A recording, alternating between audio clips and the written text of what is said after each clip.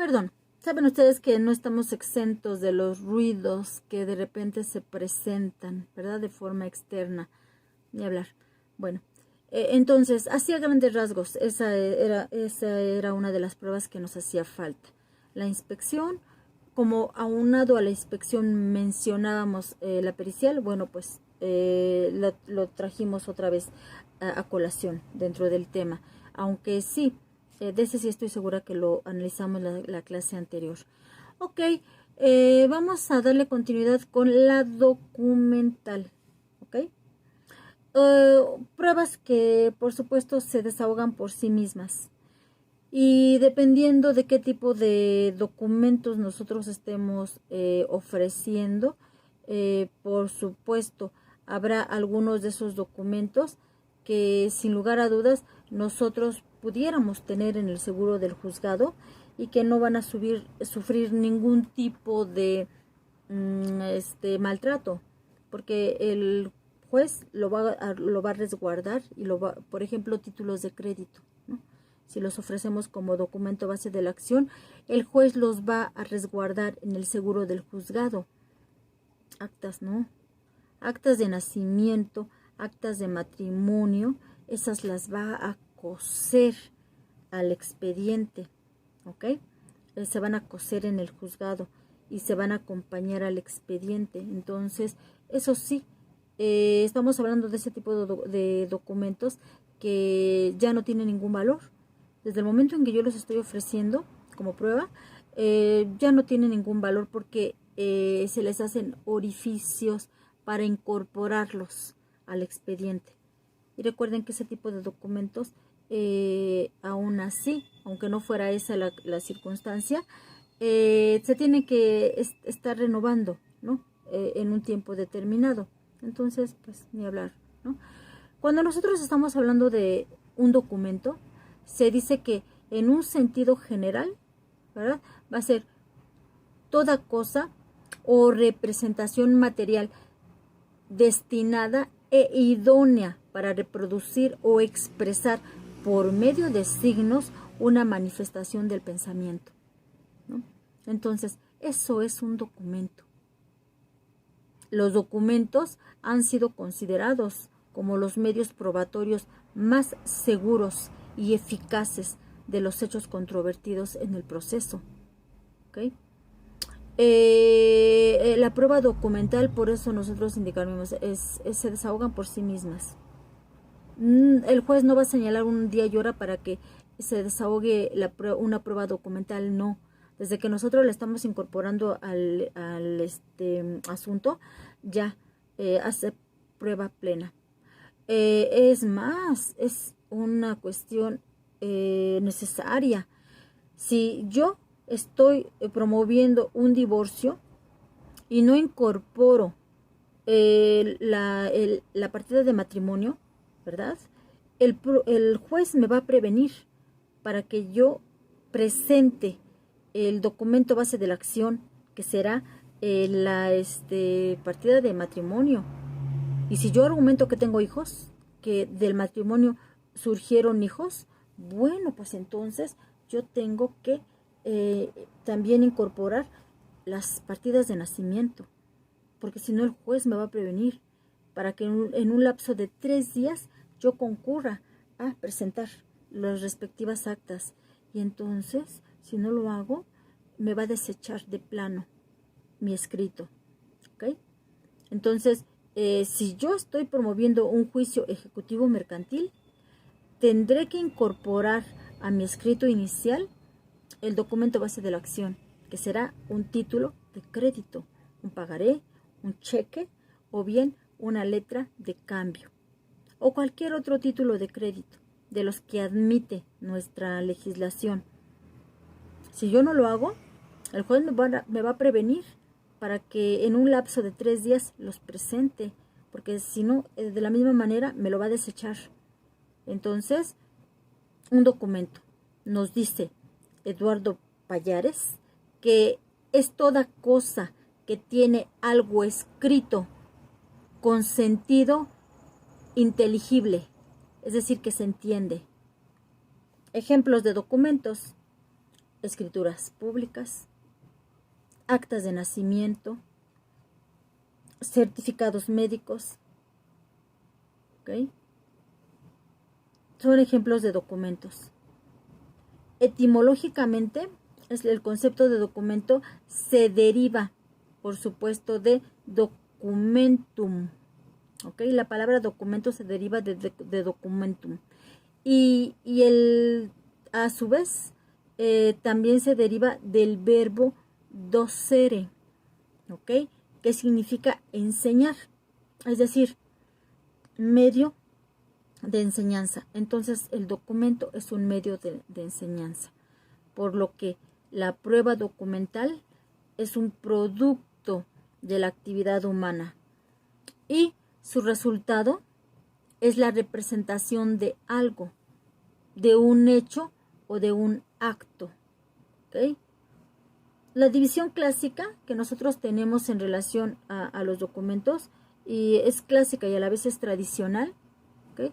Y que hace referencia precisamente al origen de esos documentos, nos especifica que se van a clasificar en dos grandes grupos y son documentos públicos y documentos privados, ¿ok? Entonces, los documentos públicos van a ser todos aquellos creados, autorizados y expedidos por los funcionarios públicos que van a estar investidos de facultades soberanas, ¿ok? Esos son los documentos públicos. Ahora, los documentos privados van a ser aquellos que consignan alguna disposición o convenio de particulares. Un ejemplo, simple y llanamente, un documento público, una escritura, escrituras públicas, actas de nacimiento, actas de matrimonio, porque están obviamente expedidas por un funcionario, el juez del registro civil, ¿no? O cuando se trata de las partidas de nacimiento. Un ejemplo de un documento privado, un contrato de compraventa, un contrato privado de compraventa, un contrato privado de arrendamiento, ¿no? Un cheque, un pagaré. ¿Por qué se lo estamos celebrando entre particulares? Nosotros lo estamos llevando a cabo, ¿ok? Los particulares. Esta clasificación se atiene a lo que ya habíamos indicado hace un momento, al origen del documento. ¿Quién lo crea? Los documentos los crean el hombre, ¿no? Nada más que en algunos casos el hombre investido de ciertas facultades como representante de alguna institución, como funcionario público, ¿no? Y en otros casos como particular. Y ahí tenemos nosotros la diferencia de los documentos públicos y de los documentos privados, ¿ok? Y un ejemplo para que nos quede un poquito más claro esta cuestión de los documentos o de las pruebas documentales lo tenemos específicamente en el caso de la materia laboral, ¿no? Y cuando se habla de la materia laboral, por ejemplo, la Ley Federal del Trabajo define y clasifica los documentos de la siguiente forma, ¿ok? La Ley Federal del Trabajo nos dice que van a ser documentos públicos aquellos cuya formulación está encomendada por la ley a un funcionario investido de fe pública, así como los que expida en ejercicio de sus funciones este funcionario que tiene fe pública, ¿ok? Y nos dice de igual manera, los documentos públicos expedidos por las autoridades de la Federación, de los estados, del distrito, en aquel momento, ¿verdad? Distrito Federal y en aquel momento municipios, ¿no? Cuando se daba esa definición de lo que eran los documentos, estamos hablando de un caso específico, ¿no? En materia laboral, ¿sí? Decía, ¿no? Este criterio de la materia laboral, harán fe en juicio. Es un poco para efecto de explicarles esta cuestión inherente a los documentos que ya habíamos mencionado nosotros, ¿no? Los documentos públicos, los documentos privados. Entonces, sí, los documentos públicos van a ser emitidos por una autoridad que tenga fe pública, ¿no?